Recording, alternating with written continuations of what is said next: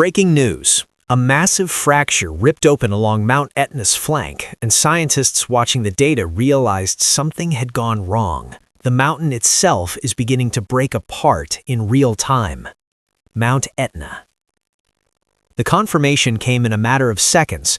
Ground stress sensors that were installed along Etna's eastern flank were the first to jump beyond alarm thresholds, registering expansion rates several times higher than any episode logged in the past decade.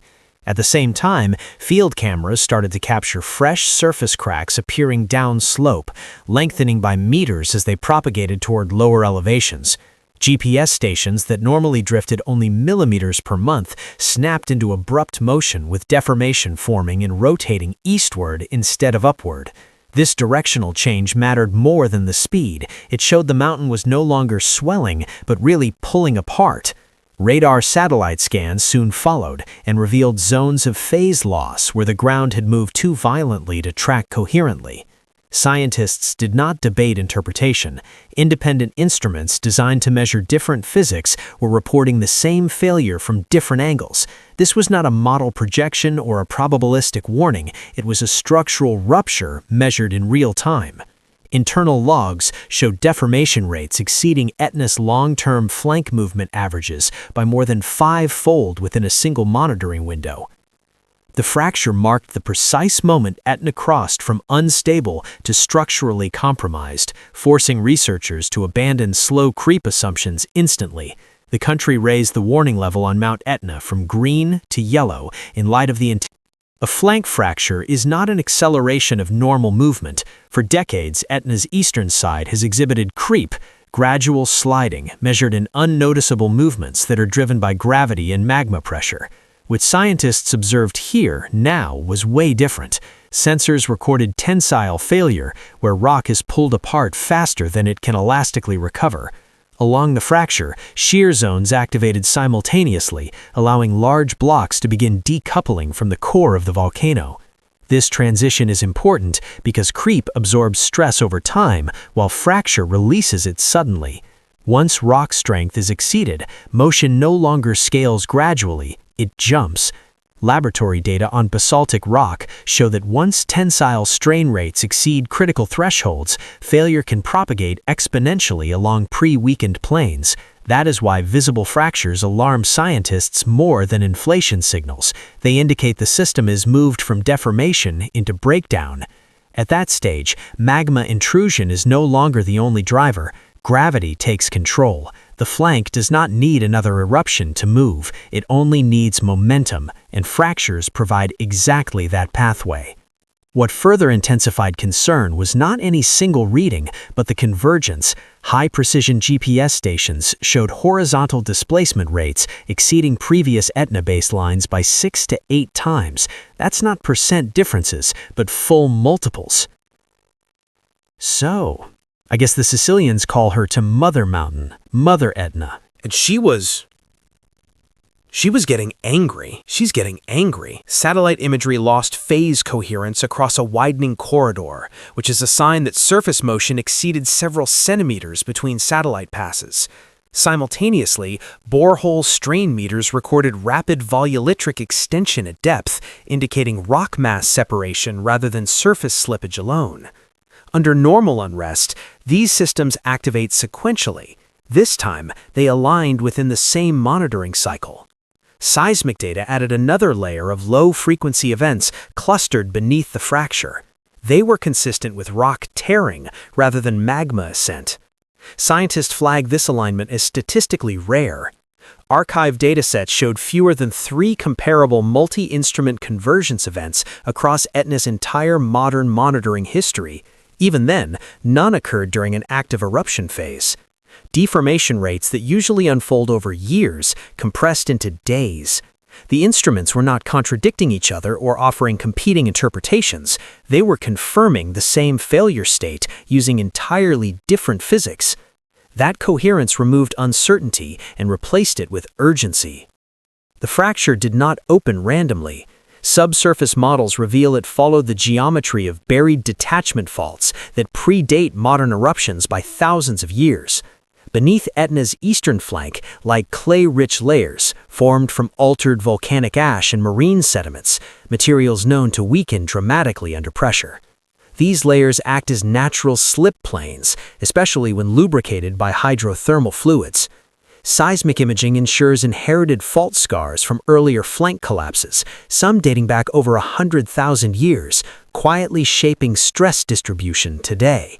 The new fracture aligned with these ancient structures, rather than cutting across active vents, signaling tectonic reactivation rather than eruptive cracking.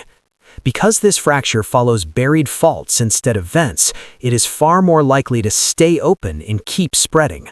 Modeling suggests the current break intersects multiple weak horizons, creating a linked pathway from summit to sea-facing slopes. Past Etna collapses followed similar subsurface routes, not lava conduits. Scientists recognized the pattern immediately. The mountain was not simply responding to magma, it was reawakening a structural memory embedded deep within its foundation. So what are the folks there saying now? Is it safe to travel there? Yes, Vanna, so authorities in Sicily are saying the eruption itself has now ended, but they're closely monitoring the lava. It sounds logical to think an eruption would relieve pressure and calm the volcano. In reality, the opposite is likely to happen when magma moves sideways instead of straight up. When magma forces its way into cracks inside the mountain, think of it like a hydraulic jack. It does not gently leak pressure, it pushes rock apart. As molten material intrudes laterally, it wedges itself between solid layers, prying them wider with immense force. Even a few meters of intrusion can increase stress along a fracture by thousands of tons. Instead of sealing cracks, magma keeps them open and growing. Once inside, it cools slowly, hardening into rock that locks the fracture in a stretched position. That leaves the surrounding areas weaker than before. Measurements at Etna show magma migrating toward the fractured flank rather than retreating downward. This means the system is feeding the break when it should be starving it. Each new pulse adds pressure to rock that is already damaged. Scientists worry because this process removes the mountain's ability to settle back into place. The fracture is no longer just a surface issue, it is being actively supported from within, turning a crack into a reinforced failure line that can keep expanding without warning. Rock does not heal the way skin does. Once it breaks at a large scale, its strength drops permanently. In Etna's case, the fracture formed through pulling forces strong enough to snap solid rock apart. That type of failure changes the internal structure forever. Microscopic bonds between grains are destroyed, making the rock easier to move the next time stress builds. Even if pressure decreases, friction along the broken surfaces stays low. Repeated movement polishes the rock, turning rough edges into smooth sliding planes. Studies from volcanic regions show that after just a few slip events, rock cohesion can drop by more than half. At that point, returning to the original strength is impossible. Gravity continues pulling the weakened flank downhill every day. Rainwater, heat, and volcanic gases seep into the crack, further reducing friction. Instead of closing, the fracture becomes a permanent weak spot. That is why scientists are not waiting for calm signals. Healing would require the mountain to rebuild strength it has already lost. Physics says that does not happen at this scale. Once failure begins, stability becomes the exception, not the rule. Scientists have seen this pattern before, and that history is what makes Etna's fracture so worrying.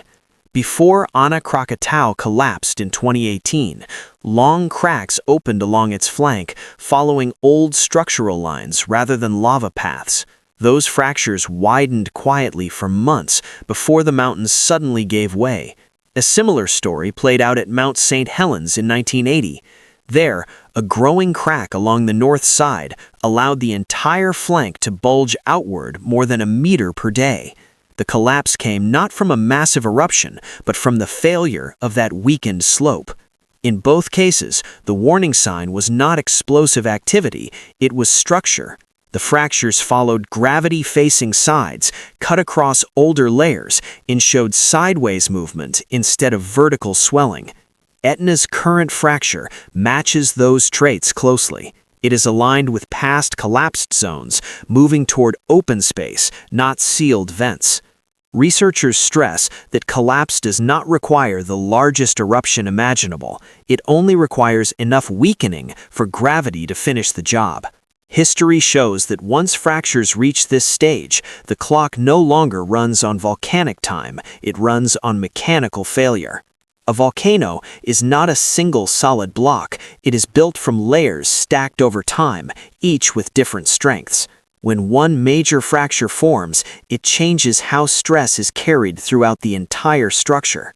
The broken section can no longer support the weight it once did. That load shifts to nearby blocks, pushing them closer to their limits. Small cracks begin to form around the main fracture, even if they are not visible at the surface. This is known as cascading failure. One break makes the next more likely. Monitoring data at Etna shows subtle movement accelerating in areas that were previously stable, suggesting stress is spreading outward. This is how collapses grow. They rarely happen all at once. They build through a chain reaction of weakening zones. Each shift makes the mountain less balanced than before. Scientists worry because this process can speed up without obvious warning. Once enough internal supports fail, movement can jump from slow to sudden. At that stage, control is lost. The volcano does not decide what happens next, physics does. And cascading failure is one of the hardest processes to stop once it begins. Scientists rarely use emotional language. Most reports are careful, measured, and conservative by design. That is why the tone shift around Etna has been so striking. Internal briefings began changing once the fracture was confirmed is active and growing. Instead of long-term probability ranges, models were rewritten to focus on short-term failure windows. Some simulations were abandoned entirely because small changes in input began producing wildly different outcomes. That loss of consistency is what alarms experts most. When outcomes diverge this sharply, no single plan remains reliable. Several monitoring teams flagged that their alert thresholds were being crossed simultaneously, something standard protocols are not built to handle. Emergency scenarios that were once labeled extreme were quietly moved into credible categories. Scientists also acknowledged that fracture propagation does not follow neat timelines. It can pause, then accelerate suddenly without clear warning signals. That makes forecasting deeply uncertain. One researcher described the situation as watching a crack spread across glass, knowing it will fail, but not knowing when. The word terrified reflects that loss of control. Not panic, but the realization that the system is no longer behaving within known boundaries. When predictability disappears, even the best data stops offering comfort. Volcanoes are expected to erupt. They erupt, settle, and often return to familiar patterns. Structural failure is different. Once a mountain breaks internally, there is no reset button.